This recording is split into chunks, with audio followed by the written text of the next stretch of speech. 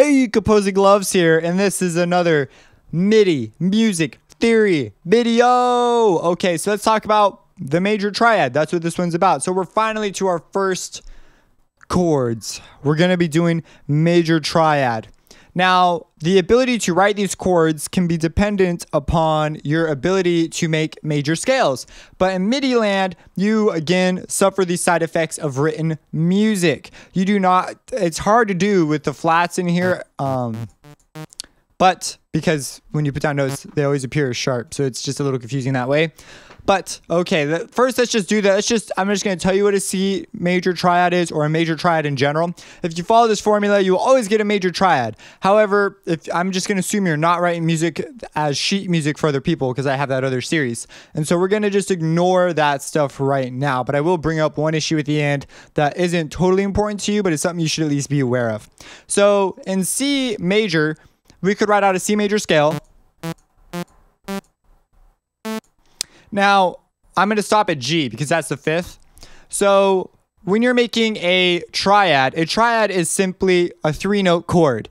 And there's a specific formula for the major triad. It is when you have the root note, which is what we will be calling the note name of the chord. So for example, we're going to make a C major chord. And it's going to be a triad, meaning there's only 3 notes. So this is in the root position because the name of the note of the chord, so it's C in the bass, so it's a C major, so it'll be in the root position because C is the first note in our chord, or the lowest note in our chord. It has to be the lowest note of the chord. So C, and then we have E. Later on, you can put different notes in the bass, but they become different inversions. They're no longer root positions. So this is root position. So we have C, and now you need to put up a major third, which would be an E. And then from C, you'd put up a perfect fifth.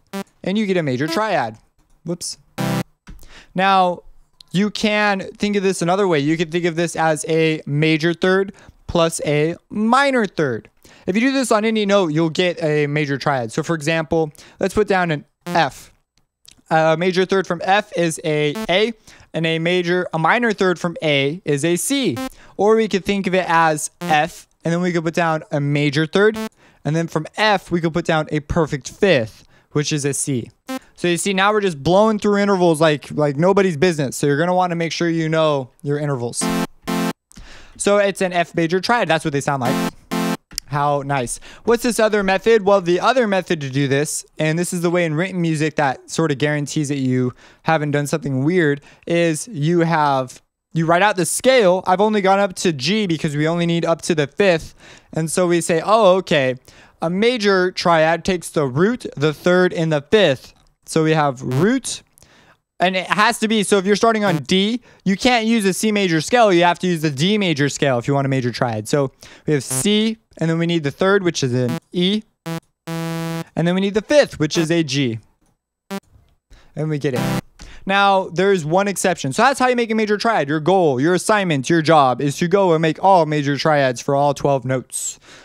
Do it. And if you have questions about enharmonics, just do both of them. Do an A sharp major triad and a B flat major triad. Even though the A sharp major triad will have weird crap in there, like a lot of it. Let me see. It would be, I think there will be one double sharp on B.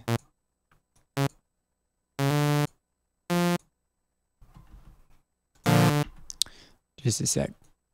It would be A sharp, which B flat would be D and F. Yeah. So in A sharp though, this would be a C double sharp, and this would be, it'd just be weird.